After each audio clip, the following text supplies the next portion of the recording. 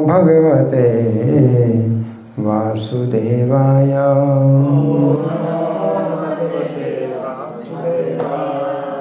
ओम नमो भगवते वासुदेवाय।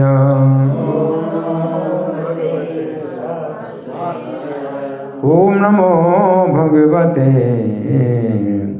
वासुदेवाय।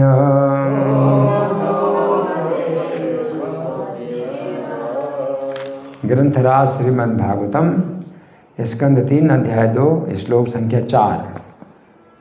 ठीक है, ये श्लोक संख्या 4 है ना? अच्छा, तो मेरे पीछे बोलेंगे। अभी श्लोक निकाल रहे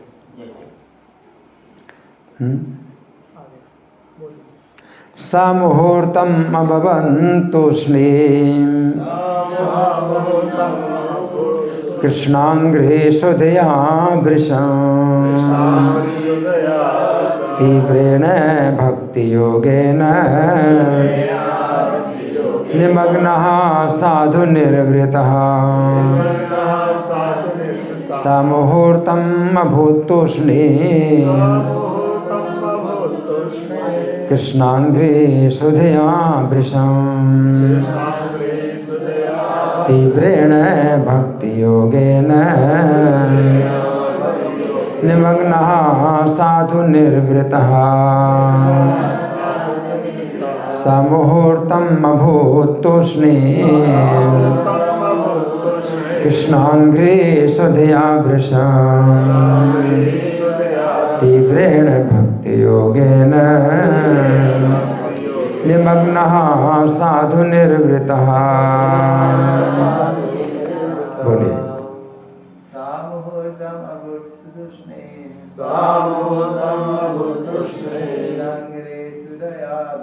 कृष्णांग्रे सुदया भृशम् त्रिवेण भक्ति योगेन निमग्नः साधु निर्वृतः। सा मुहूर्तम् अभूतुष्णी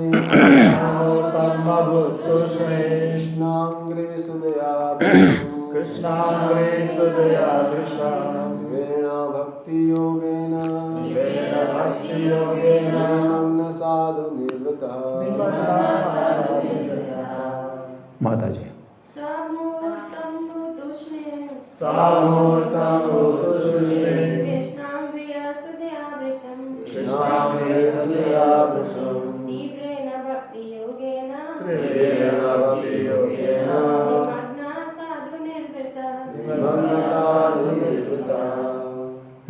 शब्दार्थ बोलिए। सह उद्धव मुहूर्तम क्षण भर के लिए, अभूत हो गए, तूष्णी मौन, कृष्णांघ्रि भगवान के श्री भगवान के चरण कमलों के,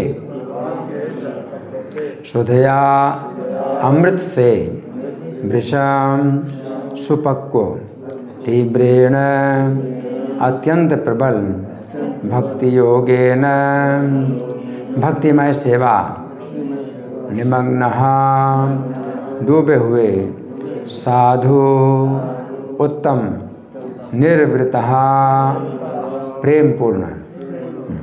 अनुवाद मेरे पीछे बोले। वे क्षण भर के लिए एकदम मौन हो गए और उनका शरीर हिला डुला तक नहीं। वे भक्ति भाव में श्री भगवान के चरण कमलों के स्मरण रूपी अमृत में पूरी तरह निमग्न हो गए और उसी भाव में वे गहरे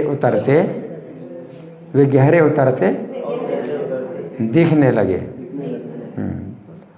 तो तात्पर्य पढ़ने से पहले कथा वस्तु समझेंगे।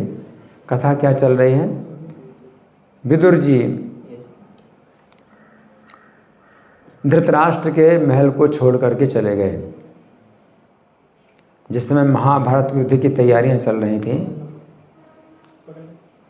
और श्री कृष्ण संधि प्रस्ताव के लिए आए थे, उस समय दुर्योधन ने श्री कृष्ण को बंदी बनाने का प्रयास किया और धृतराष्ट्र ने भी उल्टा जवाब दे दिया कि क्षमा करें, मैं अपने पुत्र के विरुद्ध कार्य नहीं कर सकता। और श्री कृष्ण भी निराश होकर के चले गए। तो विदुर जी ने धृतराष्ट्र को समझाया कि ये जो तुम्हारा पुत्र है, जिसके मोह में आपने श्री कृष्ण की भी बात नहीं मानी, इस अपने पुत्र का त्याग कर दो, क्योंकि यही जो है विनाश की जड़ है और पूरे कुल का विनाश ये कराने वाला है। आप अपने पुत्र का त्याग कर दो।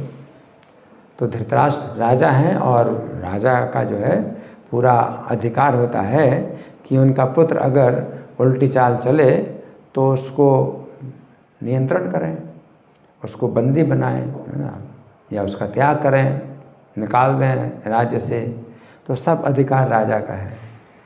तो धृतराष्ट्र जो है इतने निर्बल हैं कि विदुर जी की बात का कुछ उत्तर नहीं देते हैं।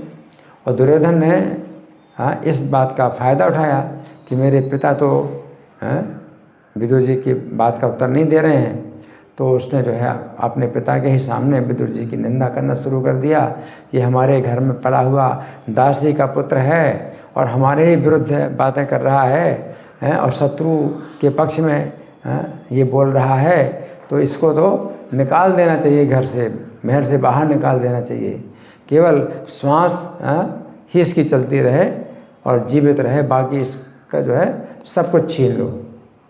श्वास के अलावा बाकी सब कुछ इसका छीन लो। इस प्रकार से दुर्योधन ने जब विदुर जी से सीधे नहीं बोला, लेकिन विदुर जी की निंदा की अपने पिता के सामने, और पिताजी फिर भी बैठे चुप, है ना। तो इतना जो है धृतराष्ट्र का बहुत बड़ा दोष था कि दुर्योधन की बात का भी विरोध नहीं किया। विदुर जी ने जब कहा दुर्योधन का त्याग कर दो, तो वो भी उस समय भी चुप। तो विदुर जी ने देखा कि धृतराष्ट्र की ऐसी दुर्दशा हो रही है, ये राजा के पद पर बैठा हुआ है लेकिन कुछ भी काम का नहीं है, किसी काम का नहीं है। तो वे जो है धनुष को जो है उनके द्वार में छोड़ करके और घर से बाहर निकल गए। तो विदुर जी ने अपने साथ कुछ भी सामान नहीं लिया, उनके हाथ में जो धनुष था वो भी द्वार में रख करके और चले गए, है ना।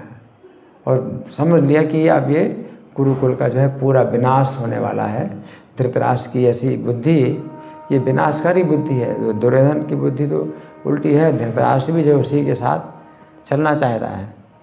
तो विदुर जी जो चले गए और 36 साल तक जो है उन्होंने अनेक अन्य स्थानों की तीर्थ यात्राएँ की और विदुर जी को कुछ भी पता नहीं चला कि महाभारत का युद्ध हुआ या नहीं हुआ, क्या हुआ क्या नहीं हुआ। और 36 साल में तो क्या महाभारत का युद्ध भी समाप्त हो गया और 36 साल में भगवान श्री कृष्ण का भी वंश का जो है नाश हो गया और श्री कृष्ण भी चले गए इस पृथ्वी धाम से, है ना। तो उस समय जो है विदुर जी तीर्थ यात्रा करते करते यमुना के किनारे पर आए। तो यमुना के किनारे तो निश्चित रूप से नहीं कि वो मथुरा में आए या वृंदावन में थे या दिल्ली में थे, क्योंकि मथुरा के किनारे ये दिल्ली इंद्रप्रस्थ इसे बोलते हैं, इंद्रप्रस्थ भी मथुरा के किनारे है और यमुना के किनारे है और मथुरा भी है और वृंदावन भी। तो जहाँ भी मिले विदुर जी मिले उद्धव जी से, है ना। और उद्धव जी भगवान श्री कृष्ण से अंतिम संदेश प्राप्त करके वो भी जो है यदुवंश का पूरा विनाश देख करके भगवान श्री कृष्ण भी अपने परम धाम चले गए। ये सब देख करके हाँ उद्धव जी अब भगवान की आज्ञा से बदरिकाश्रम जा रहे हैं। तो द्वारका से उद्धव जी चले बदरिकाश्रम की ओर जा रहे हैं और विदुर जी तीर्थ यात्रा करते करते उद्धव जी से मिल गए, यमुना के तट पर मिल गए। तो विदुर जी को कुछ भी समाचार पता नहीं है अभी कौरवों का, पांडवों का, धृतराष्ट्र का और श्री कृष्ण का और श्री कृष्ण के यदुवंशी जितने हैं द्वारका में, उन्हें कुछ भी पता नहीं है। तो उद्धव जी का दर्शन करके विदुर जी बहुत प्रसन्न हुए, क्योंकि एक महान भक्त हैं विदुर जी और दूसरे महान भक्त हैं उद्धव जी। दोनों को एक दूसरे से मिल करके कितना सुख हुआ होगा। और सोचिए कि पहले से कुछ सोचा ही नहीं था, पहले मोबाइल भी नहीं होता था, है ना। आजकल तो मोबाइल से जो है बता आप कहाँ हैं और मैं यहाँ हूँ, आप कहाँ हैं, कहाँ मिलोगे, कब मिलोगे, तो सब सेटिंग हो जाती है कि कब मिलना, कहाँ पर मिलना। मोबाइल तो था नहीं, उस समय केवल एकमात्र भगवान का ही जो है नियंत्रण होता था कि दो भक्त जो है एक दूसरे से कैसे मिलेंगे, कब मिलेंगे। तो भगवान के जो है कृपा से विदुर जी उद्धव जी से मिले। तो विदुर जी तो उद्धव जी से अनेक प्रश्न कर रहे हैं। तो कुरुवंशी जो धृतराष्ट्र हैं और दुर्योधन हैं उनके बारे में प्रश्न कर रहे हैं, और यदुवंशी श्री कृष्ण हैं और उनके वंश के जितने सदस्य हैं उनके बारे में प्रश्न कर रहे हैं। तो बहुत प्रश्न कर रहे हैं, और विशेष रूप से विदुर जी श्री कृष्ण के बारे में ज़्यादा प्रश्न करते हैं, क्योंकि श्री कृष्ण के अनन्य भक्त हैं। तो श्री कृष्ण की लीलाओं की भी याद करते हैं कि श्री कृष्ण का इस समय क्या समाचार है, जिन्होंने पूतना का वध किया। श्री कृष्ण का क्या समाचार है, जिन्होंने अघासुर का वध किया। श्री कृष्ण का क्या समाचार है, जिन्होंने केसी का वध किया, कंस का वध किया। तो विदुर जी जो है अनेक प्रश्नों के द्वारा उद्धव जी से जो है कृष्ण का समाचार पूछ रहे हैं। तो पिछले अध्याय में बहुत से श्लोकों में विदुर जी के प्रश्न हैं उद्धव जी से, और इस अध्याय में क्या है कि उद्धव जी का वर्णन आ रहा है कि जब विदुर जी से अनेक प्रकार के जो है प्रश्न पूछे, और विशेष रूप से जो श्री कृष्ण के संबंध में प्रश्न पूछे, तो उद्धव जी जो है अब बोल नहीं पा रहे हैं, है ना। और उनकी जो है उत्कंठा से जो है उनके अश्रु बहने लगे, है ना। और अब यहाँ पर इस श्लोक में बताया गया है सा मुहूर्तम अभूत तूष्णीम, कि उद्धव जी जो है एक मुहूर्त के लिए मौन हो गए। अब एक मुहूर्त कितना होता है, कितना होता है? 48 मिनट का होता है। एक मुहूर्त 48 मिनट का होता है। उद्धव जी जो है 48 मिनट के लिए क्या हो गए, मौन हो गए, कुछ बोल ही नहीं पा रहे। कितने बड़े भक्त हैं उद्धव जी, कितने बड़े भक्त हैं कि 48 मिनट तक तो कुछ बोल ही नहीं पाए हैं, कुछ उत्तर ही नहीं दे पाए। क्यों? कृष्णांग्री सुधया भृशम, कृष्ण के चरण अमृत हैं के कारण चुप हो गए। अमृत का आस्वादन मिलता है तो चुप हो गए, हैं। जैसे इतना स्वाद मिलता है आप बोल ही नहीं सकते, तो ये भी नहीं बोल सकते कितना स्वाद है, कितना स्वादिष्ट है। कृष्णांगिरी से हैं, तो यहाँ कृष्ण के चरण कमल के अमृत हैं जो है उनको तीव्र अमृत प्राप्त हो रहा है ना। तो यहाँ प्रभुपाद लिख रहे हैं इसमें श्री कृष्ण के चरण कमलों का स्मरण का अमृत प्राप्त हो रहा है। इस श्लोक में तो है कि श्री कृष्ण के चरण का अमृत जो तीव्र अमृत है वो प्राप्त होने के कारण उद्धव जी जो है मतलब एक मुहूर्त के लिए चुप हो गए, इतना तीव्र अमृत प्राप्त हुआ, है ना। और हाँ, प्रभुपाद कहते हैं कृष्ण के चरणों का स्मरण याद हुआ, चरणों का, तो कृष्ण के चरणों का स्मरण का अमृत प्राप्त हुआ, है ना। तो फिर क्या हुआ, तीव्रेण भक्ति योगेन निमग्न, हाँ, तो तीव्र भक्ति योग के द्वारा वो निमग्न हो गए, इस कृष्ण के चरणों के स्मरण रूपी अमृत में डूब गए, है ना। साधु निर्वृता, तो वो जो है क्या हो गए, निर्वृत, यानी आनंद, आनंदित हो, आनंद में जो है वो क्या है कि बोल नहीं पा रहे हैं। कृष्ण के स्मरण का अमृत आनंद है, इतना आनंद है कि बोल नहीं पा रहे हैं। अब कृष्ण के वियोग में उद्धव जी तो बहुत कष्ट पा रहे हैं, लेकिन विदुर जी ने अनेक लीलाएं याद दिलाई कृष्ण की, कि कृष्ण ने ऐसे, उन्होंने ये लीला की तो उनका क्या समाचार है, कृष्ण ने ये लीला की तो उनका क्या समाचार है। तो कृष्ण की लीलाओं का स्मरण करने से उनको जो है तीव्र अमृत प्राप्त हुआ, और उसमें क्या हो गया, वे तीव्र भक्ति योग के द्वारा डूब गए, उस अमृत में डूब गए, है ना, और निर्वृत हो गए। तो निर्वृत का मतलब है आनंदित हो गए, है ना। अब हम सुनेंगे प्रभुपाद तात्पर्य में क्या लिखते हैं। श्रील प्रभुपाद की जय। विदुर द्वारा भगवान श्री कृष्ण के विषय में पूछे जाने पर ऐसा प्रतीत हुआ मानो उद्धव नींद से जगे हों। तो उद्धव जी अब यात्रा कर रहे हैं, विदुर जी तीर्थ यात्रा कर रहे हैं, उद्धव जी बदरिकाश्रम की यात्रा कर रहे हैं, बदरिकाश्रम जाना चाहते हैं, है ना। तो दोनों यात्रा में हैं, है ना। और जब यात्रा में कोई व्यक्ति होता है तो उसको जो है रास्ते का चिंतन करना होता है कि मुझे किस रास्ते में जाना है, क्योंकि पहले सड़कें नहीं होती थी, है ना। तो दिशा का जो है बहुत विचार करना होता है कि मैं किस दिशा में जाऊं, और किस दिशा में जाऊं तो फिर वो भी उस दिशा में कोई बाधा होगी तो इधर मुड़ना उधर मुड़ना, पैदल ही चलना है, अकेले पैदल चलना है। तो काफ़ी दिमाग में जो है ये सब बातें आती हैं कि मुझे किस रास्ते जाना है, कैसे रास्ते जाना है, कहाँ गड्ढा है, कहाँ पर कुंड है, कहाँ पर नदी है, कैसे जाना है। तो उद्धव जी जो है इस प्रकार से यात्रा में है। लेकिन जब विदुर जी ने कृष्ण के बारे में प्रश्न किए तो सब कुछ उनके दिमाग से निकल गया, है ना। और कृष्ण के चरणों का स्मरण हुआ, और कृष्ण के चरणों का स्मरण हुआ, कृष्ण की लीलाओं का स्मरण हुआ, है ना।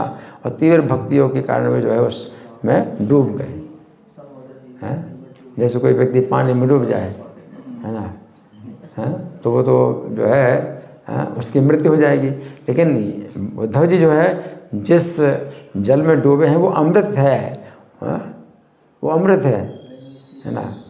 तो अमृत में जो है कृष्ण के चरणों के स्मरण के अमृत में जो है वो डूब गए हैं। तो अब बोल नहीं पा रहे हैं,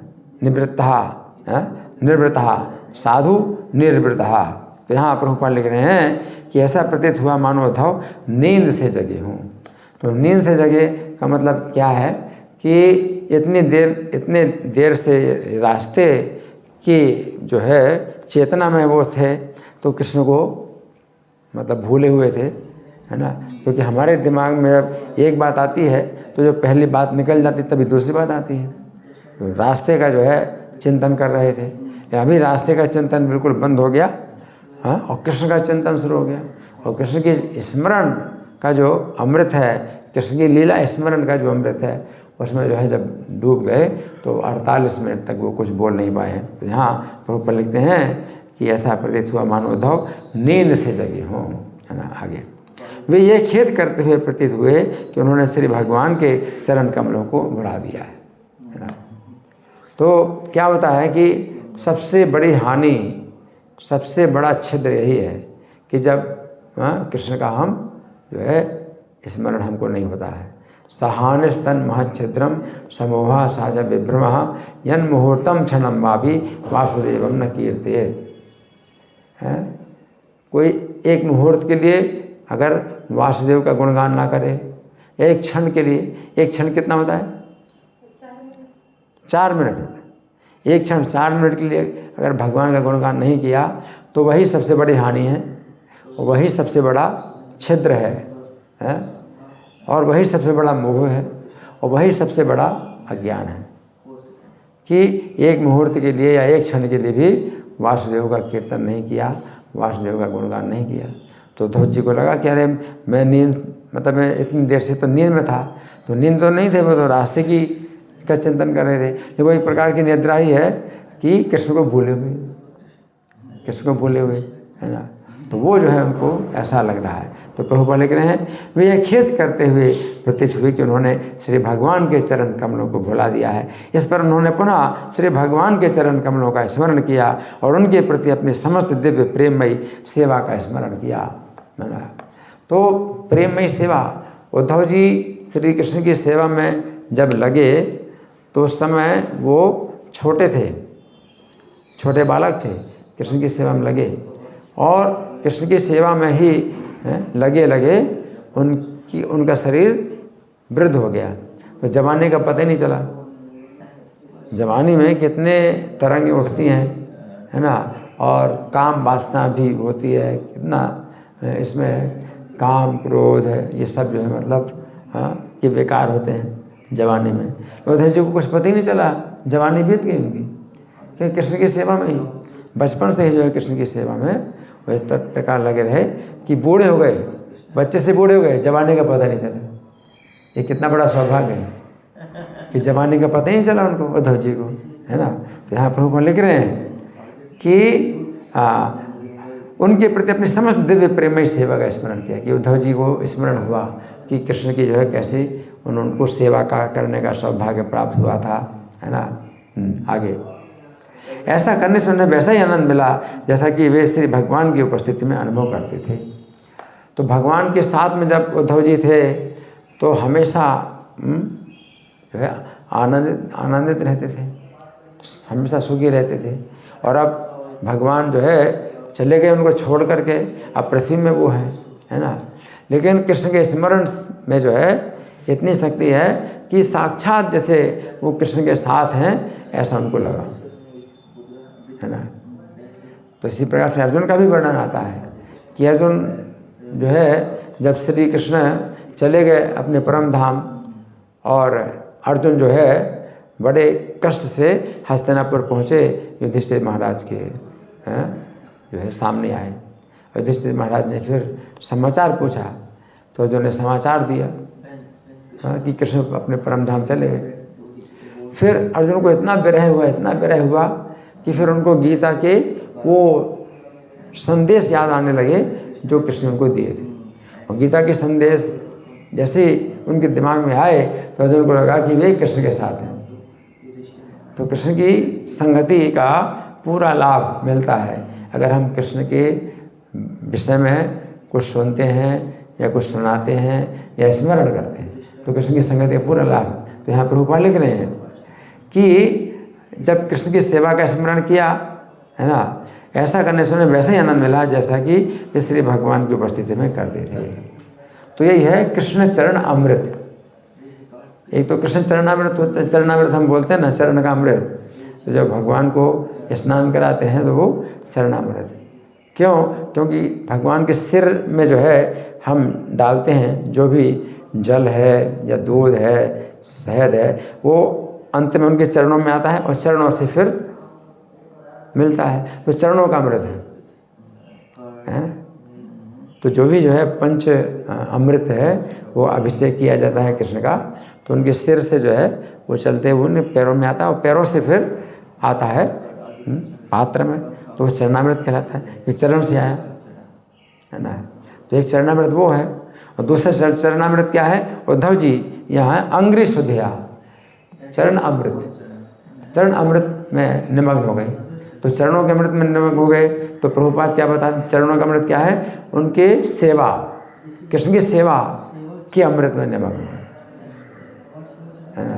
तो यहाँ पर प्रभुपाद दिख रहे हैं कि हाँ, उनके प्रति अपनी समस्त दिव्य प्रेममय सेवा का स्मरण हुआ उनको। जीवन भर में कैसे कैसे कृष्ण के साथ रहे और कृष्ण की सेवा में रहे, है ना। उद्धव जी के अंदर कृष्ण के प्रति सेवा की इतनी भावना थी कि जब कृष्ण कुब्जा के घर गए तो कुब्जा ने श्री कृष्ण को जो है दिव्य आसन प्रदान किया बैठने के लिए। उद्धव जी को भी प्रदान किया। तो उद्धव जी क्या करते हैं, वो तो सेवक हैं, तो कृष्ण के जो है समान आसन पर ना बैठ करके उन्होंने आसन को छू करके माथे में लगाया और जमीन में बैठ गए। ये सेवा की भावना है। ना तो कृष्ण ने कहा कि नहीं तुम नीचे जमीन में बैठो, तो कृष्ण भी कुछ नहीं सोचते। उद्धव जी अगर उसी आसन पर बैठे, उनके बराबर आसन पर बैठे, तो कृष्ण को भी कोई ऐसी मतलब आपत्ति नहीं है ना। और कुब्जा ने दिया भी कृष्ण के साथ में, उद्धव जी को भी बैठने के लिए आसन दिया, लेकिन वो जो है आसन को छू करके अपने माथे में लगाया और नीचे बैठ गए। सेवा की भावना। तो ये सेवा की भावना उद्धव जी की इतनी ज़्यादा थी कि कभी भी कृष्ण के समान वो बनना नहीं चाहते। कृष्ण के उतारे हुए वस्त्र जब वो उतर जाते हैं ना, मतलब रिजेक्ट, वो प्रसादी वस्त्र पहनते थे उद्धव जी। कृष्ण ने जब वस्त्रों को मतलब पहनते पहनते पुराना समझ करके त्याग दिया, तो वो जो है वस्त्र धारण करते थे अपने शरीर में कि कृष्ण के प्रसादी वस्त्र हैं। वो भावना थी, सेवा की भावना है ना। कि जब आप जो है भोजन छोड़ दें,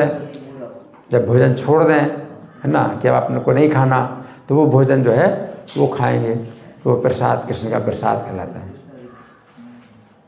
प्रसादी माला, भगवान ने माला जो है ना जब पहन करके उतार दी, अब प्रसादी माला वो पहनेंगे। तो ये सेवा की भावना, उद्धव जी के अंदर इतनी सेवा की भावना थी कि कृष्ण के बराबर कभी भी वो बनना नहीं चाहते, है ना। तो ये जो है उनकी सेवा की भावना है, उसी को कहते हैं कृष्ण चरण का अमृत में जो है वो डूब गए। तो कृष्ण की सेवा का स्मरण किया। आगे प्रभुपाद लिखते हैं हाँ, ऐसा करने से उन्हें वैसा ही आनंद मिला जैसा कि वे श्री भगवान की उपस्थिति में अनुभव करते थे। क्योंकि श्री भगवान परम पूर्ण है, अतः उनकी स्मृति और उनकी सदैव उपस्थिति में कोई अंतर नहीं है। तो भगवान क्या है? एब्सोल्यूट, अंग्रेजी बोलते हैं एब्सोल्यूट, है ना। तो भगवान क्या है? परम पूर्ण है ना। तो भगवान जो है चूँकि परम पूर्ण है, तो इसलिए उनके साथ रहने में, यहाँ प्रभुपाद क्या कहते हैं कि उनके साथ रहने में और उनका स्मरण करने में कोई अंतर नहीं। तो ये चीज़ जो है, और बाकी हर चीज़ में नहीं होता है।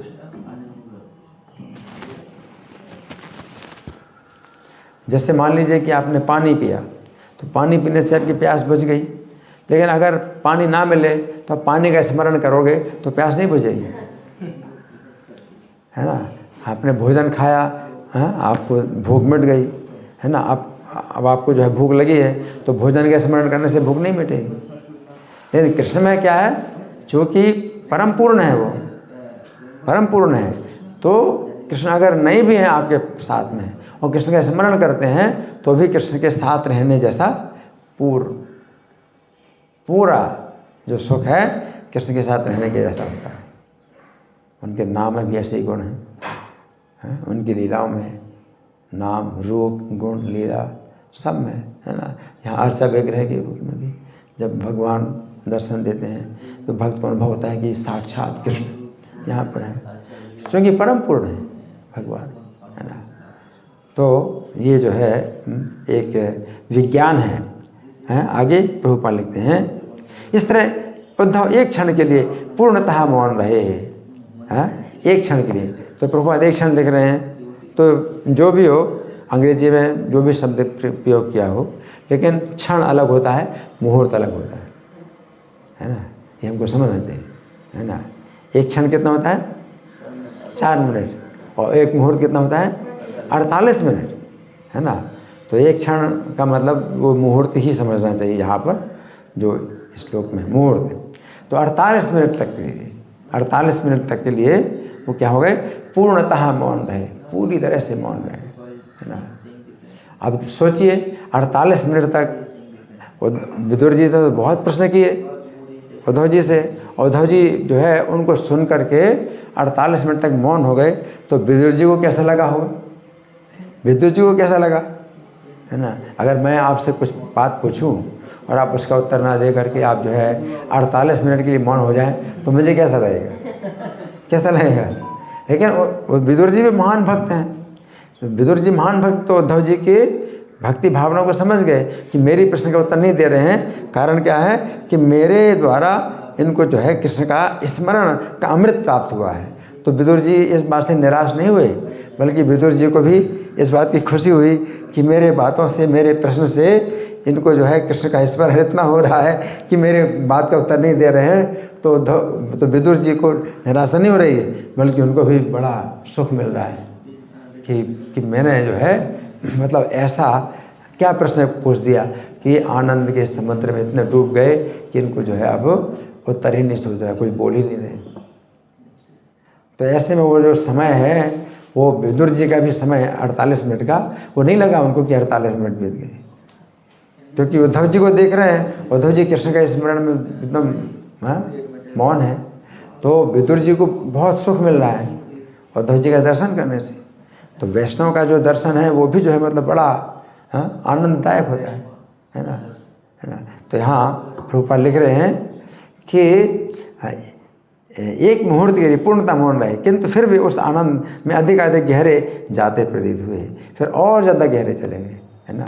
एक तो मौन हो गए, है ना, तो पानी में कोई व्यक्ति डूब जाता है तो बोल नहीं पाता, लेकिन फिर और नीचे जाए और नीचे जाए तो वो तो और मृत्यु के निकट जाता है। लेकिन ये अमृत में और ज़्यादा अमृत प्राप्त कर रहे हैं, अमृत का समुद्र है। तो कृष्ण के चरणों की सेवा अमृत का समुद्र है, और कृष्ण की सेवा में जो है वो और नीचे गए और नीचे गए और नीचे गए, तो इसमें और अमृत प्राप्त हो रहा है।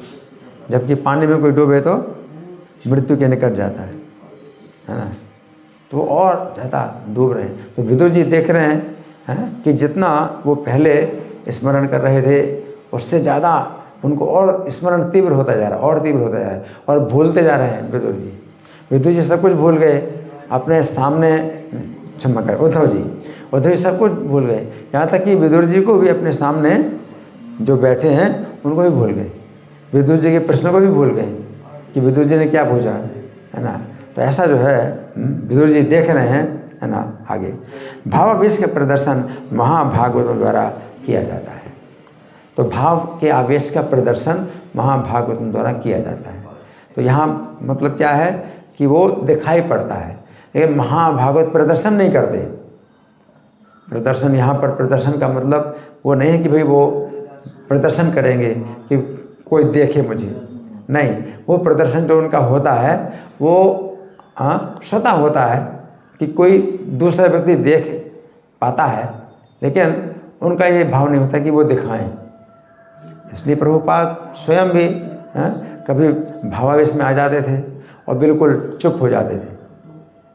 कभी कभी ऐसा हुआ प्रभुपाद के साथ भी कि प्रवचन के बीच में ही उनको जो है गौर निताई की कृपा की याद आ गई और वो बिल्कुल चुप हो गए। अब प्रवचन बंद हो गया तो भक्त लोग जो है बैठे हुए हैं प्रवचन सुन रहे हैं, और प्रभुपाद बिल्कुल उनकी आंखें बंद हो गई और कृपा के समुद्र में डूब गए, गौर निताई की जो है कृपा के समुद्र में डूब गए, है ना। तो भक्तों को फिर लगा कि हमें क्या करना चाहिए, गुरु महाराज तो बिल्कुल चुप हो गए, कोई बोल ही नहीं पा रहे, है ना। तो काफ़ी देर के बाद जो है जब प्रभुपाद वो अपनी बाहरी चेतना में आए तो उन्होंने प्रवचन दिया। तो फिर शिष्यों ने पूछा प्रभुपाद से बाद में कि प्रभुपाद कभी कभी ऐसा हो जाता है, आप प्रवचन दे देते बिल्कुल मौन हो जाते हैं, चुप हो जाते हैं, ऐसे में हमें क्या करना चाहिए। वो भी तो उनको ही पूछना होगा ना। तो प्रभुपाद से पूछते हैं कि कभी कभी आप बिल्कुल प्रवचन देते देते ही मौन हो जाते हैं, आपकी आंखें बंद हो जाती हैं, और तो सुप्त अवस्था नहीं है, और सोने की अवस्था में तो गिर जाएंगे। तो प्रभुपाद सुप्त अवस्था में नहीं है, बल्कि और ज़्यादा चेतना उनकी जो है कृष्ण चेतना बहुत ज़्यादा है, और उसमें वो जो है बोल नहीं पा रहे हैं, है ना। तो शिष्यों ने पूछा हम उस समय हम लोग क्या करें, कि हम तो सेवा में है ना आपकी, हमें क्या करना चाहिए। तो प्रभुपाद कुछ जवाब नहीं देते। तो शिष्य पूछते हैं उस समय हमें क्या हरे कृष्ण मंत्र का जाप करना चाहिए। तो प्रभुपाद ने कहा कि हाँ। शिष्य ने पूछा तो उस समय हम क्या हरे कृष्ण मंत्र का जाप करें। तो प्रभुपाद ने कहा कि हाँ समझ गया। लेकिन प्रभुपाद ने अपनी स्थिति का ज़्यादा वर्णन नहीं किया कि मतलब उनकी स्थिति बहुत ऊंची है, महाभागवत है, नहीं। तो प्रभुपाद अपने को जो है महाभागवत नहीं दिखाते थे, अपने को बिल्कुल अयोग्य मानते थे। प्रभुपाद ऐसे ही बोलते थे कि मैं तो भक्त नहीं हूँ। प्रभुपाद कहते थे मैं तो नीच हूँ, है ना। संदेश ऊंचा है और मेरे गुरु के द्वारा प्राप्त हुआ वो मैं आपको दे रहा हूँ, लेकिन मैं भक्त नहीं हूँ। प्रभुपाद अपने को क्या बोलते थे, मैं तो एक पोस्टमैन हूँ, मैं तो एक पोस्टमैन हूँ जो कि आपके लिए भगवान का संदेश जो गुरु परंपरा से प्राप्त हुआ है वो आपको दे रहा हूँ, तो मेरा इसमें कुछ भी लेना देना है, मैं तो पोस्टमैन हूँ। तो पोस्टमैन तो कुछ जानते ही नहीं है कि पत्र में क्या लिखा है आपको देना। तो क्या प्रभुपाद ऐसे हैं? नहीं। लेकिन प्रभुपाद अपने को ऐसा बताते हैं कि मैं तो पोस्टमैन हूँ, मैं तो पोस्टमैन हूँ, हैं, जो गुरु परंपरा से जो भगवान का संदेश आया वो मैं आपको दे रहा हूँ। लेकिन आप ऐसा नहीं कह सकते कि वो पोस्टमैन है, क्योंकि उन्होंने उसको सुना, उसको समझा और उसका अनुभव किया, तो अपने अनुभव से वो बता रहे हैं। तो शब्द भी उनको बदलने होते हैं, भगवान के संदेश हैं, गुरु परंपरा से आए, लेकिन आज के शब्दों में वो बता रहे हैं प्रभुपाद, है ना। तो पोस्टमैन थोड़ी शब्द बदलता है, पोस्टमैन तो जो है आपको जो है चिट्ठी दे देता है, तो जो शब्द हैं उनको वो जानता ही नहीं है। लेकिन प्रभुपाद तो ऐसे महान आचार्य हैं कि आज के शब्दों में बताते हैं, आजकल के उदाहरणों में बताते हैं। तो पहले कार नहीं चलती थी तो कार का उदाहरण कभी नहीं दिया जाता था। उस समय हवाई जहाज़ नहीं चलते थे तो हवाई जहाज़ का उदाहरण कभी नहीं दिया जाता था, है ना। लेकिन आजकल के तो जो है मतलब टेक्नोलॉजी में बहुत सी प्रकार के यंत्र आ गए हैं, तो उन शब्दों में, आजकल के शब्दों में प्रभुपाद जो है उदाहरण देते हैं, आजकल के हिसाब से उदाहरण देते हैं, है ना। तो ये जो है जो अनुभव सिद्ध आचार्य होते हैं, तो अपने अनुभव से और आजकल के जो है जैसे अनुभव हैं लोगों के सामान्य जीवन में, उनके आधार पर उदाहरण भी देते, है ना।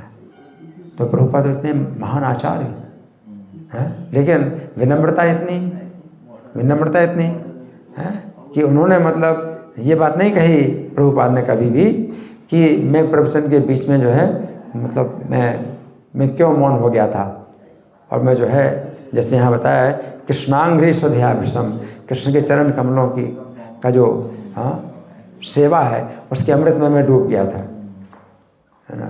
और शिष्य लोग प्रभुपाद के सामने फिर प्रभुपाद की प्रशंसा करेंगे कि प्रभुपाद आप बहुत बड़े भक्त हैं, महाभागवत हैं। तो प्रभुपाद कुछ उत्तर ही नहीं देते, कुछ भी उत्तर नहीं देते कि जब आप ऐसे हो जाते तो हमें क्या करना चाहिए। तो प्रभुपाद उत्तर ही नहीं देते। जब वो खुद बोले तो क्या प्रभुपाद हम उस समय हरे कृष्ण का जाप करें, तो प्रभुपाद ने कहा कि हाँ, और बात को जो है मतलब छोड़ दिया, फिर आगे बात बढ़ाई नहीं कि मुझे ऐसा क्यों होगा, है ना। क्यों? क्योंकि वो तो छिपाते हैं। जो महाभागवत होते हैं वो अपने भाव के जो लक्षण हैं उनको छिपाते हैं, क्योंकि जो बाहर के लोग हैं तो वे कितना समझ पाएंगे इस चीज़ को। तो इसलिए उनकी स्तर में जो शिक्षाएं होती हैं, उनके लिए जो आवश्यक शिक्षाएं होती हैं वही वो देते हैं, है ना। तो चैतन्य महाप्रभु भी रामानंद राय से जब मिले तो गोदावरी के तट पर मिले, और जो रामानंद राय के साथ में जो आए हुए ब्राह्मण थे तो वो तो जो है कर्मकांडी ब्राह्मण थे, तो उनको बड़ा अजीब लग रहा था।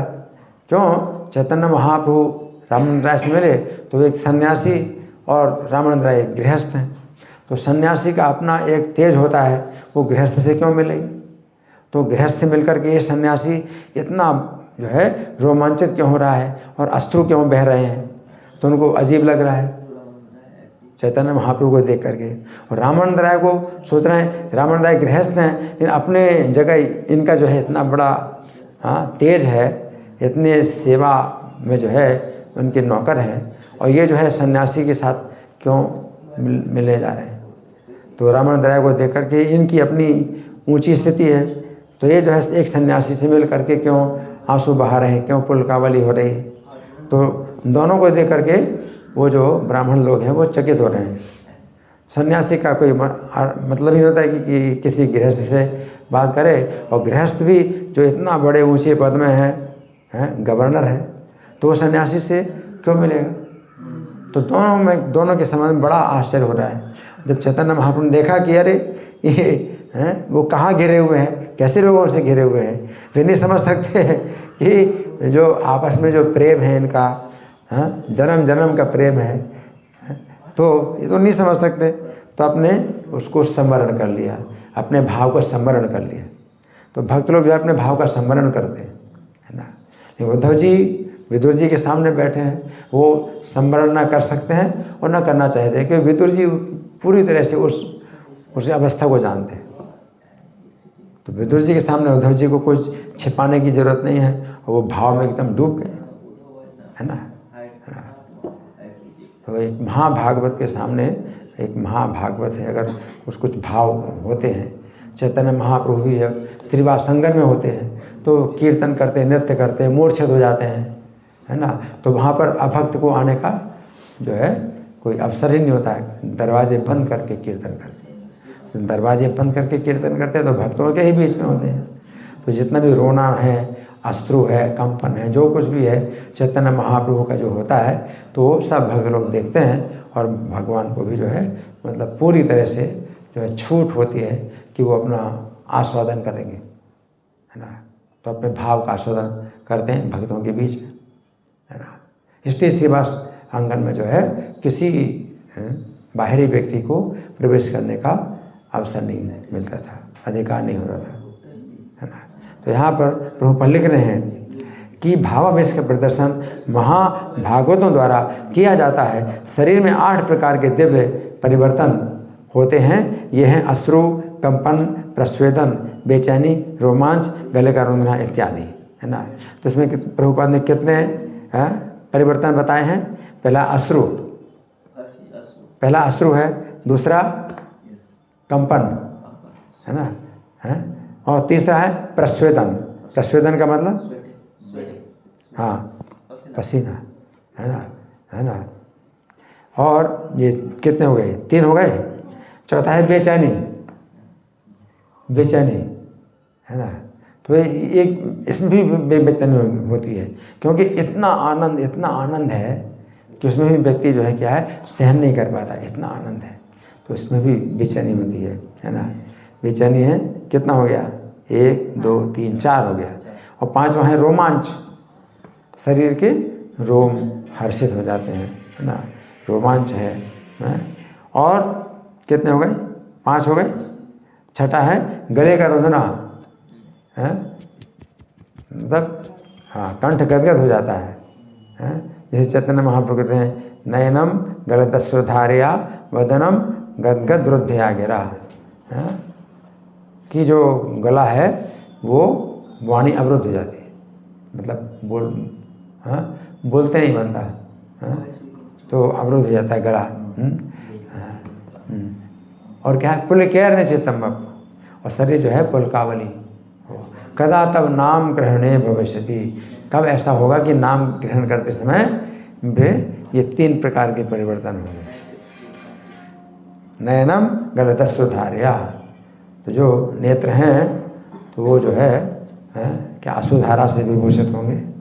वदनम गदगद रुद्धया गिरा, और जो मुख है मेरा वो गदगद वाणी से अवरुद्ध हो जाएगा, और पुलकेर निचित, और शरीर जो है पुलकावली से शोभायमान होगा। कदा तब नाम ग्रहणे भविष्यति, कब होगा ऐसा कि नाम ग्रहण के समय मुझे ऐसा होगा, है ना। तो ये जो है भाव का परिवर्तन है।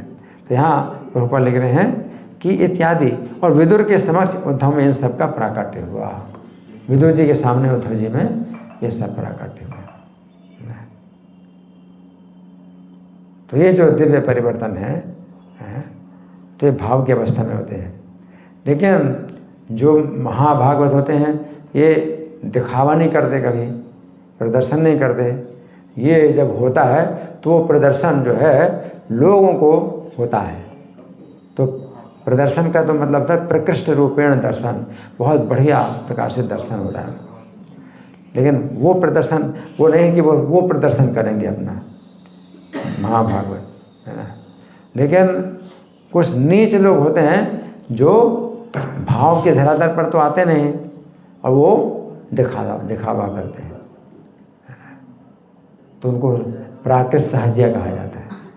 जो प्राकृत सहजिया होते हैं तो उनके अंदर भाव तो होता नहीं, लेकिन वो जो है दिखावा करते हैं, है ना। तो क्या दिखावा करते हैं? रोते हैं, आंखों से आंसू बहाते हैं। अब आप कहेंगे आंखों से आंसू कैसे निकलेंगे? वो अभ्यास कर लेते हैं, आंखों से आंसू निकालने का अभ्यास कर लेते हैं। तो वो भाव नहीं होता उनका, कृष्ण की भक्ति के भाव में नहीं आंसू निकलते हैं, वो दिखावा करने के लिए आंखों से आंसू निकालते हैं, है ना। और शरीर में कंपन, तो शरीर में कंपन भी दिखाते हैं, है ना। और लौटते हैं, पलटते हैं, ज़मीन में लौटते हैं, इधर से उधर लौटते हैं, तो वो भी जो है दिखावा करते हैं। तो ये सब जो है प्राकृत सहजिया की जो है जो करते हैं। तो हमारे जो आचार्य हैं इनकी निंदा करते हैं। हमारे जो आचार्य हैं भक्ति विनोद ठाकुर, भक्ति सिद्धांत सरस्वती ठाकुर, श्रील प्रभुपाद, सब लोग जो है ऐसे सहजिया लोगों की निंदा करते हैं। तो सहजिया लोग हैं तो उसको जो है भाव की प्राप्ति वो सहज मान लेते हैं कि बस नकल करोगे तो आ गया भाव आ गया। और लोग देखेंगे कि हाँ मैं भक्ति बहुत बड़े धरातल में हूँ तो बस हो गया, और क्या, लोगों की नज़रों में तो बन गया मैं बहुत बड़ा भक्त। तो ऐसे लोगों से सस्ती प्रशंसा प्राप्त करने के लिए वे जो है ऐसे जो है परिवर्तन का जो है प्रदर्शन करते हैं। लेकिन ये जो है बहुत निंदा की बात है, इससे कभी भी आप भाव के धरातल पर नहीं आ सकते। आपको तो जो है जिस स्थिति में है उसी स्थिति में रहना है, क्योंकि भगवान इससे बहुत नफरत करते हैं। भगवान को जो है दीनता प्रिय है, सरलता प्रिय है, और कुटिलता से भगवान नफरत करते हैं। तो सरलता नहीं है। जो सरल हृदय का व्यक्ति है तो उसके हृदय में जो जैसा होगा वैसा ही वो दिखाएगा अपने को, है ना। तो हमें सरल बनना चाहिए, सरलता ही वैष्णवता है, सरलता ही वैष्णवता है। आपके अंदर जो है उसी प्रकार से आप जो है प्रकट करिए। जैसे अर्जुन को जो है जब विषाद हुआ, दोनों सेनाओं में जो है अपने ही जो है कुटुंबी दिखाई दे रहे हैं, अर्जुन को बड़ा विषाद हुआ। तो अर्जुन ने फिर वो दिखावा नहीं किया भगवान के सामने कि नहीं मुझे कुछ नहीं, युद्ध भूमि ही जो है वो विषाद करने लगे तो भगवान के सामने। तो ये क्या है कि भगवान के सामने आप जो है बिल्कुल सरल बनो। अगर मन में कोई चिंता है, मन में कोई हर्ष है, तो वो उसी प्रकार से प्रकट करो। तो अर्जुन को जो है अब आंसू भी आ रहे हैं, शोक के आंसू आ रहे हैं कि सब कुटुंब का नाश होने वाला है, तो आंसू बहा रहे हैं। तो जो आंसू बहा रहे हैं वो दिखावा थोड़ी कर रहे हैं आंसू बहाने का, आंसू आ रहे तो दिखा रहे हैं। और बाकी लोग जो है क्या जो भी समझें उल्टा समझें, लेकिन भगवान के सामने वो जो है अपने को जो है वैसे ही प्रकट कर रहे हैं जैसे वो हैं। तो जो भक्त लोग हैं वो भगवान के सामने अपने को बहुत वो प्रकट करते हैं कि मैं बहुत नीच हूँ, मेरे अंदर आपके प्रति बिल्कुल भक्ति नहीं है। तो जब भक्त जो है इस प्रकार से जब कहता है तो वो सचमुच उसको अनुभव होता है कि भक्ति का ये लक्षण है। भक्ति का लक्षण है कि वो अपने को भक्त नहीं समझता। तो आप अपने को भक्त ना समझें और भगवान आपको भक्त समझें तो वो ज़्यादा अच्छा है, या आप अपने को भक्त समझें और भगवान आपको भक्त ना समझें। जो सहजिया हैं अपने को भक्त समझते हैं, है ना, और भगवान के सामने दिखाते हैं देखो कृष्ण मैं कितना बड़ा भक्त हूँ। तो भगवान कहते हैं अगर तुम बड़े भक्त बन गए हो तो ठीक है, आप बने रहो, मुझे कोई मतलब ही नहीं है, अब मेरी कोई ज़रूरत ही नहीं तुमको। लेकिन जब आप भगवान से कहते हैं प्रभु मैं आपका भक्त नहीं हूँ, मेरे ऊपर कृपा करो, तो भगवान जो है उनको कृपा दे आती है। ये अपने को भक्त नहीं समझता है ना, तो मेरी आवश्यकता है इसको, है ना। तो मेरे अंदर आपकी भक्ति का बिल्कुल बल नहीं है, बड़े बड़े भक्त हैं वो आप स्मरण का उनको बल होता है, मेरे पास आपके स्मरण का भी बल नहीं है। मेरा अनुराग नहीं है। दुर्दैव मी दृश्य जन नानुराग। चैतन्य महाप्रभु क्या कहते हैं कि मेरा दुर्भाग्य है कि आप कैसे नाम है भी मेरा अनुराग नहीं है। तो अनुभव करते हैं भगवान के सामने भक्त जो है वो सचमुच अनुभव होता है कि मैं आपका भक्त नहीं बन पाया, अभी तक मैं आपका भक्त नहीं बन पाया। और भगवान सरलता से प्रसन्न हो गए। सरलता है, कुटिलता भगवान को प्रसन्न। ईश्वर से आप अभिमान द्वेष, अभिमान से भगवान को बहुत नफरत है। और ये अभिमान ही तो है कि आप भाव का प्रदर्शन कर रहे हैं, है ना, लौट रहे हैं जमीन में, आंसू बहा रहे हैं जमीन में। ये क्या है? अभिमान है कि मैं बहुत बड़ा भक्त हूँ। तो भगवान को द्वेष होता है इससे, भगवान को ऐसे भक्त से द्वेष होता है। अभिमान द्वेष, दैन्य प्रियत्व, दीनता प्रिय, भगवान को दीनता प्रिय है ना। तो हमारे आचार्य जो है इसी प्रकार से उन्होंने भजन लिखे। नरोत्तम दास ठाकुर ने ऐसे भजन लिखे हैं। उससे हमें भी बल मिलता है कि भाई हम भी भगवान के सामने ऐसा करें। नहीं तो आजकल का ज़माना क्या है? स्मार्ट, बी स्मार्ट है ना। तो आप जब टिप टॉप होके आते हैं, हाँ यस सर, वो कहता है यस सर, और बाद में कुछ चाहे कुछ ना करो, लेकिन ऊपर से दिखाओ यस सर बोलें। स्मार्ट है ये, स्मार्ट, ही इज स्मार्ट। तो दिखावा आज के समय में दम, इसको कहते हैं दम्भ। ये कलयुग दम्भ का युग है। आप जितने स्मार्ट बनते हैं उतना आपका जो है सम्मान होता है, भाई ये स्मार्ट है। और कोई ऐसे रहता है ऐसे, है ना, ये बेकार है, तो है ना, उसको कहते हैं मग्घा है, ये पूरा मग्घा है, ये पूरा मग्घा है। भगवान के सामने आप मग्घा बनो, स्मार्ट मत बनो,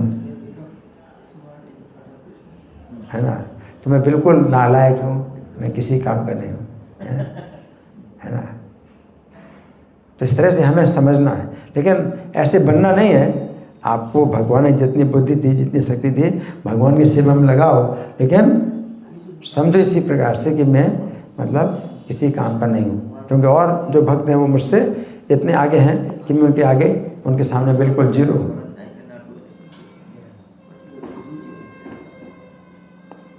फिर इसमें भी दिखावा मत करो, इसमें भी दिखावा मत करो कि मैं आपका भक्त नहीं हूँ। ये भी दिखावा मत करो कि मैं आपका भक्त नहीं हूँ, तो सेवा ये बंद कर दो। सेवा जितनी है करो, है ना, लेकिन उसमें भी जो है संतुष्ट नहीं होना कि मतलब मैं बहुत सेवा कर रहा हूँ। जो दूसरे भक्त हैं वो कितनी सेवा कर रहे हैं, उनके अंदर सेवा की भावना है, मेरे अंदर तो वो भावना नहीं है सेवा की। चैतन्य महाप्रभु भी कहते हैं, चैतन्य महाप्रभु भी कहते हैं,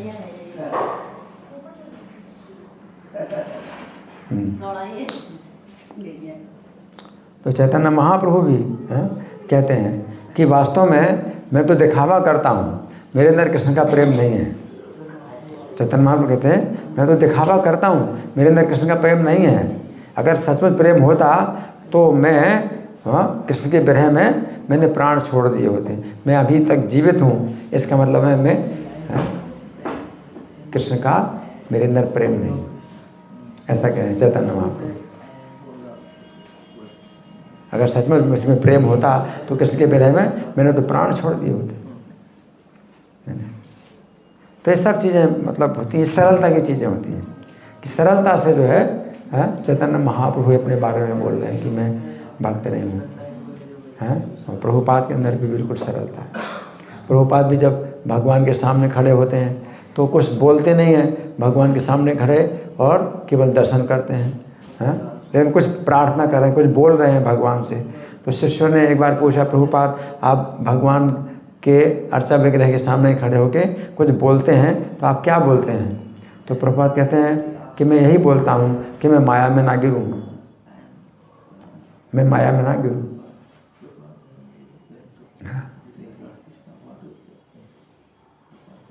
तो प्रभुपाद ये कहा करते थे कि मेरे शिष्यों में एक यही कमी है कि माया से डरते नहीं हैं, वे माया से डरते नहीं। हमेशा हमें भगवान की माया से डरना चाहिए और भगवान से प्रार्थना करनी चाहिए।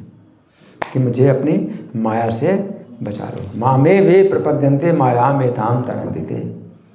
तो कभी ऐसा नहीं होता है कि आप कहें कि अब मैं सुरक्षित हो गया हूँ, अब मुझे माया का कोई डर नहीं है। जहाँ आपने ऐसा कहा वहीं आप गिर जाएंगे। जैसे शंकर जी, शिव जी को ये विचार आ गया दिमाग में, भगवान कहते हैं ये मैंने मोहिनी रूप धारण किया था, असुरों को मोहित करने के लिए धारण किया था।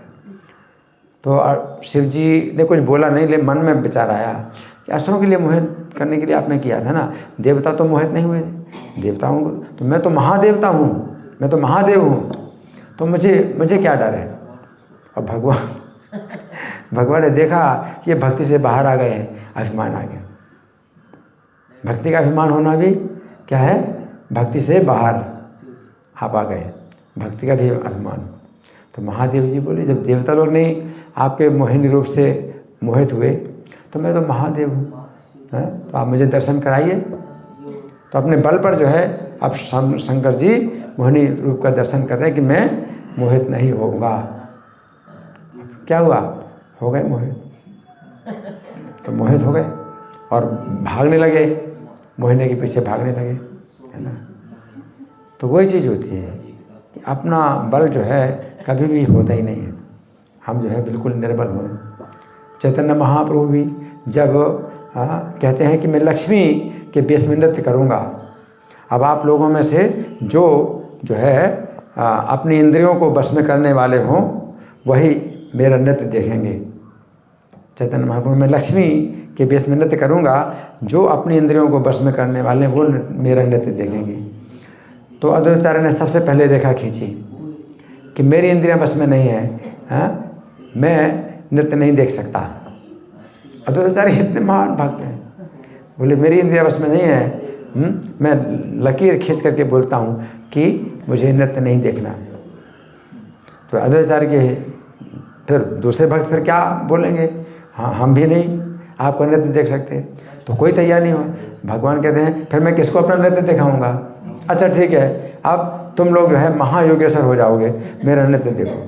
तो भगवान ने जब कहा तुम लोग महायोगेश्वर हो जाओ, हाँ मेरी इच्छा से, और मैं अपना नृत्य दिखाता हूँ।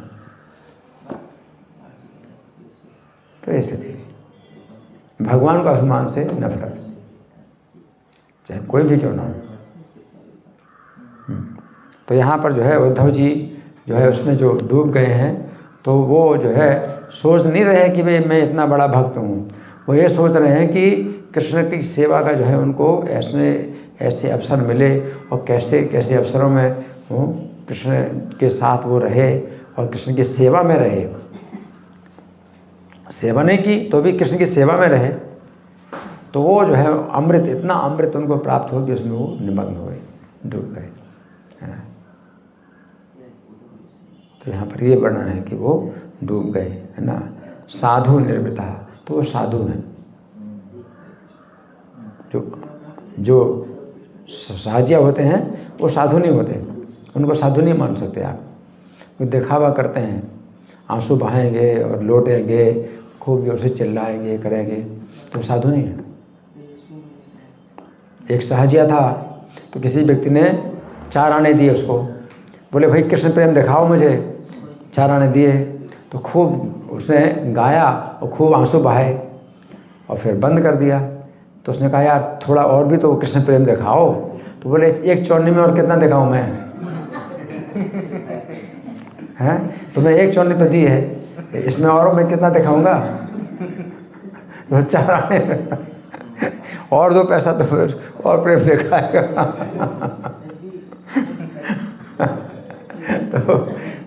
तो साधु थोड़ी है, लेकिन पब्लिक सोचती है ये बड़े साधु हैं, देखो रो रहे हैं कृष्ण के नाम में, आंसू बहा रहे हैं। कि हमारे इस्कॉन के भक्तों का जो है ये काम नहीं है। सड़कों में कीर्तन करते हैं, है ना, तो जोर जोर से कीर्तन करते हैं, है ना। अब पब्लिक कहती है कि आप ये दिखावा क्यों करते हैं, कीर्तन का दिखावा क्यों करते हैं। तो ये दिखावा जो है चैतन्य महाप्रभु ने आदेश दिया कि दिखाओ, और आप दिखाओ कि हम कीर्तन करते हैं, और हम जैसे प्रसन्न हैं वैसे तुम भी प्रसन्न हो सकते हो, तुम भी कीर्तन करो हमारे साथ। तो दिखावा जो है ये भगवान की आज्ञा है कि आप दिखाओ इस तरह से।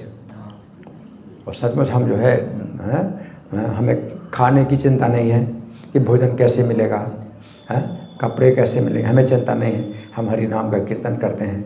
इस तरह से तुम भी करो तो तुम भी जो है भक्त बनो। इस प्रकार से मध्यम अधिकारी जो है वो जो है इस प्रकार से जो है संदेश देता है भगवान का कि हमें जो है हम चिंता से मुक्त हो गए। हमें भोजन की चिंता नहीं है, हमें कपड़ों की चिंता नहीं है, हमें रहने की चिंता नहीं है, हमें सब मिल रहा है, हम कोई चिंता नहीं। और तुम इसी चिंता में डूबे रहते हो, है ना। तो ये जो है ये दिखावा ये हमारा जो है मतलब होता है और इसमें भगवान प्रसन्न होते हैं। अब भक्तों के सामने आप दिखावा करो कि मैं भक्त हूँ, तुम भक्त नहीं हो, और निंदा करते हैं तो प्रभुपाद जो है अपनी जो है स्थिति वो बताते हैं, हम श्रेष्ठ हैं तुमसे, क्योंकि हम कृष्ण का भजन करते हैं, तुम लोग भजन नहीं करते, हम श्रेष्ठ हैं। तो मध्यम अधिकारी को प्रचार के लिए इस भाव में आना पड़ता है कि हम भक्त हैं इसलिए तुमसे श्रेष्ठ हैं, और तुम भक्त नहीं हो तो तुम भक्त बनो। तो इस तरह से वो अपना दिखाता है ना। लेकिन जब भगवान के सामने होता है, भगवान के सामने होते हैं तो जो है तिनके से भी ज़्यादा नीचा। दूसरे भक्तों के सामने अपने को जो है क्या होते हैं, वो बहुत विनम्र होते हैं। तो बाहर जो है पब्लिक में शेर की तरह प्रचार करना, बाहर पब्लिक में शेर की तरह प्रचार करो, मध्यम अधिकारी के लिए शेर की तरह प्रचार करो, उनको डांटो, उनकी निंदा करो कि तुम लोग जो है इतना गिरे हुए हो, तुम नरक में जाओगे, शेर की तरह प्रचार करो। लेकिन भक्तों के सामने मेमने की तरह रहो। मंदिर में जब होते हो तो मेमने की तरह रहो भक्तों के बीच में कि मेरे से कोई अपराध न हो जाए, और बाहर पब्लिक में शेर की तरह रहो। तो मध्यम अधिकारी के लिए ये समय स्थान परिस्थिति के अनुसार उसको जो है मतलब अपना दिखावा करना होता है कि हम देखो हम ऐसे हैं, ऐसे तिलक लगाओ तभी तो हम वैष्णव कहलाएंगे। तो तिलक लगाओ, आप अपने को जो वैष्णव समझते हो तो तिलक लगाओ, और तिलक के लिए आप कुछ नियमों का पालन करना जरूरी नहीं, तिलक नहीं लगाना ऐसे। तो हम नियमों का पालन करते हैं। इस तरह से जो है आप भी दिखाओ कि हम वैष्णव हैं। तो हमें दिखाना है। वैष्णव के चिन्ह धारण करने का मतलब क्या है कि हम वैष्णव हैं, हमें दिखाना होता है। लेकिन अंदर से आप ये समझो कि मैं वैष्णव नहीं हूँ, लेकिन बाहर से आपको क्या है दिखाना है कि मैं वैष्णव हूँ। और दूसरा वैष्णव आए तो जो है पूरा मैत्री करना है।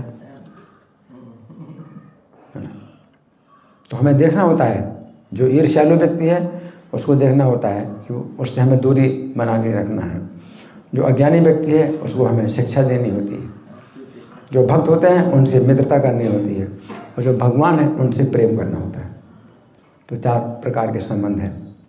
उत्तम अधिकारी हैं, उत्तम अधिकारी प्रचार नहीं कर सकता, अपने को भक्त नहीं समझता, बाकी सब लोग भक्त हैं।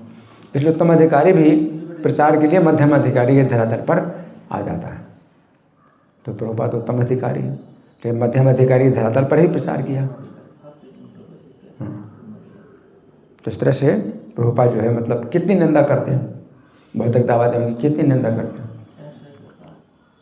इसीलिए निंदा करते हैं कि जिस हर व्यक्ति को जो पता चले कि भाई ये रास्ता जो है बहुत गलत है और इसमें आपको नहीं चलना, और अपना जो है बताते हैं कि हमारा रास्ता बिल्कुल सही है, हमारे रास्ते में चलो, ये अच्छा रास्ता है, सर्वोत्तम रास्ता है। तो ये सब चीज़ें जो है मध्यम अधिकारी के लिए होती हैं। ठीक है, समय हो गया। कोई प्रश्न है अगर एक आध कर सकते हैं, या मैं प्रश्न करूं? कोई क्वेश्चन पूछिए, मौका नहीं मिले। ठीक है, मैं प्रश्न कर रहा हूँ। हाँ जी। जी को इसमें लिखा गया है कि आपने कहा कि बचपन से भगवान श्री कृष्ण श्रेष्ठ हैं। तो उन्होंने जब भगवान ने उनको वहाँ पर भेजा था वृंदावन में गोपियों से मिलने के लिए, तो उन्होंने जाकर के गोपियों को फिर निराकार ब्रह्म की शिक्षा क्यों दी?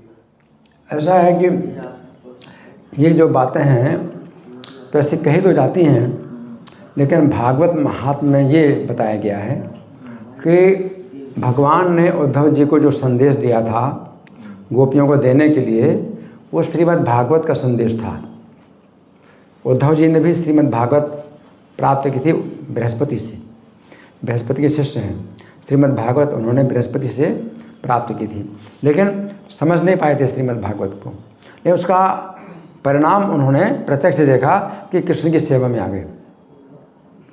श्रीमद् भागवत वो भी नहीं समझ पाए, लेकिन परिणाम वो उन्होंने देखा कि कृष्ण की सेवा में आ गए।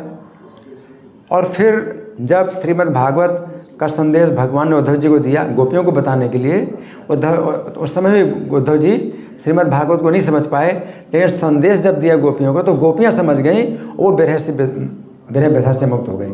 तो उद्धव जी ने ये देखा कि श्रीमद् भागवत का ये दूसरा प्रभाव क्या देखा कि गोपियाँ समझ गईं और वो विरह व्यथा से मुक्त हो गई, है ना। अब इसका क्या कारण है?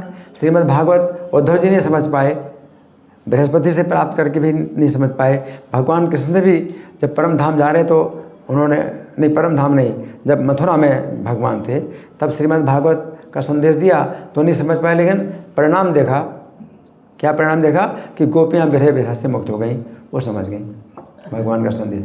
कारण क्या था? क्योंकि गोपियों को कृष्ण के विरह का तीव्र अनुभव हो रहा है, तो उस समय जो है वो भगवान के संदेश की पूरी गहराई समझ गई। तो विरह की व्यथा, विरह की अनुभूति जब होती तब भगवान का संदेश है वो समझ में आता है। तो जब उद्धव जी को बृहस्पति से प्राप्त हुआ श्रीमद् भागवत, वो नहीं समझ पाए, लेकिन बहुत बड़ा लाभ, क्या लाभ हुआ? कृष्ण की सेवा में आ गए, दिन रात कृष्ण की सेवा में लगे हुए। और जब कृष्ण ने संदेश दिया भागवतम का तो जो है उन्होंने मतलब गोपियों को सुनाया, तो जो है इतना परिणाम देखा कि गोपियाँ समझ गई और विरह व्यथा से मुक्त हो गई। लेकिन अब जो है जब कृष्ण परम धाम को जा रहे हैं तब उद्धव जी बड़े चिंतित हो गए कि अब मैं क्या करूँगा कृष्ण के विरह में। तो कृष्ण के विरह का बड़ा अनुभव हुआ कि मुझे अपने साथ ले चलो, मैं आपके बिना नहीं रह सकता।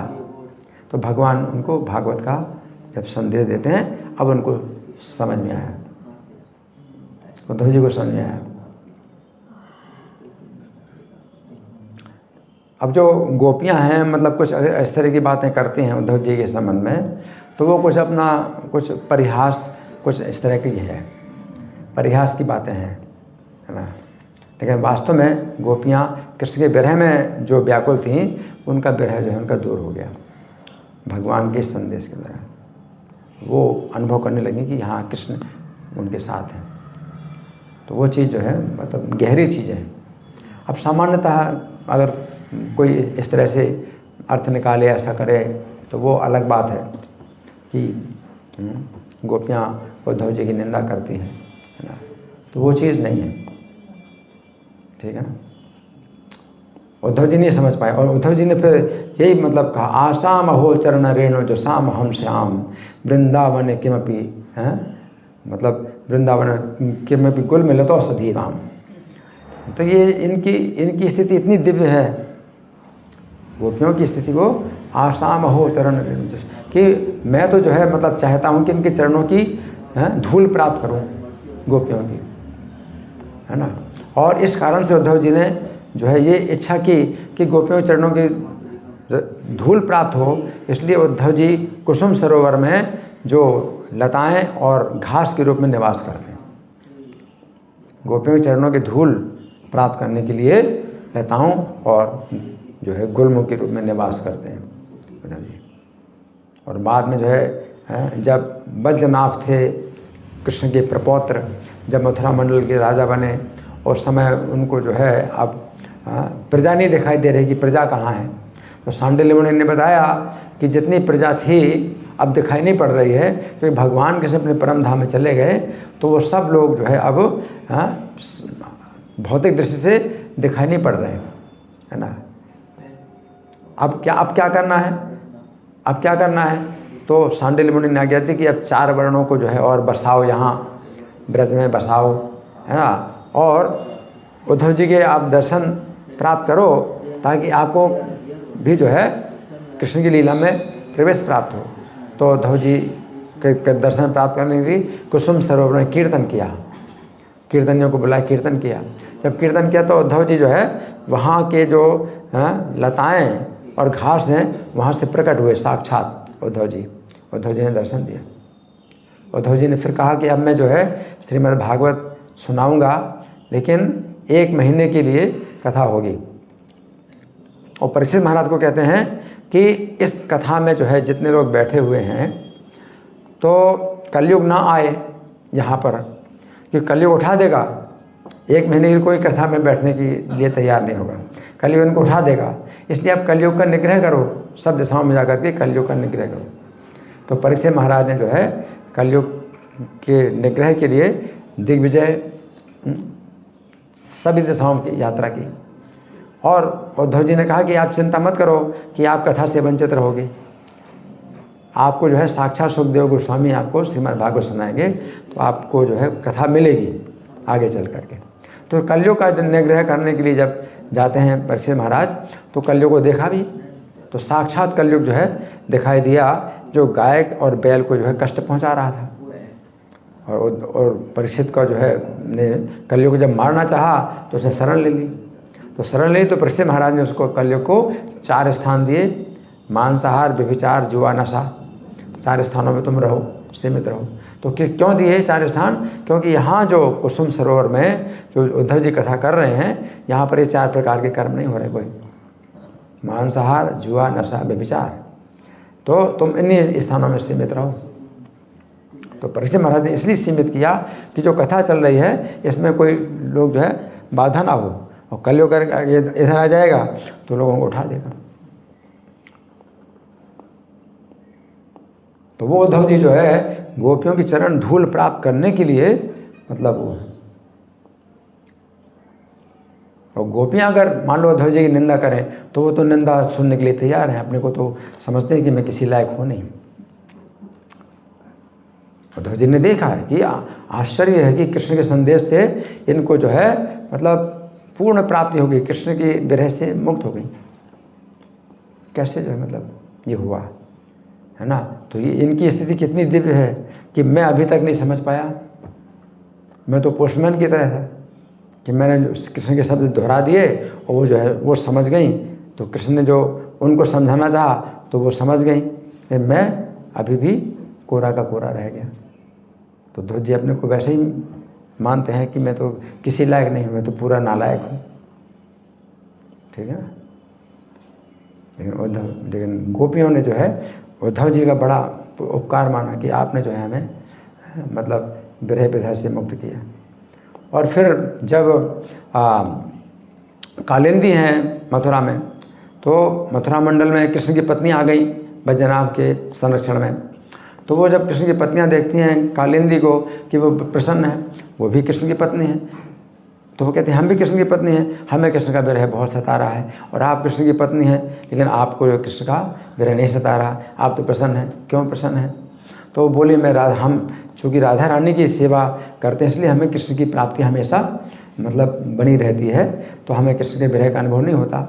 तो कृष्ण की पत्नियां पूछती हैं कि हमें कैसे कृष्ण की प्राप्ति होगी कि कृष्ण का विरह का हमारा कष्ट दूर हो।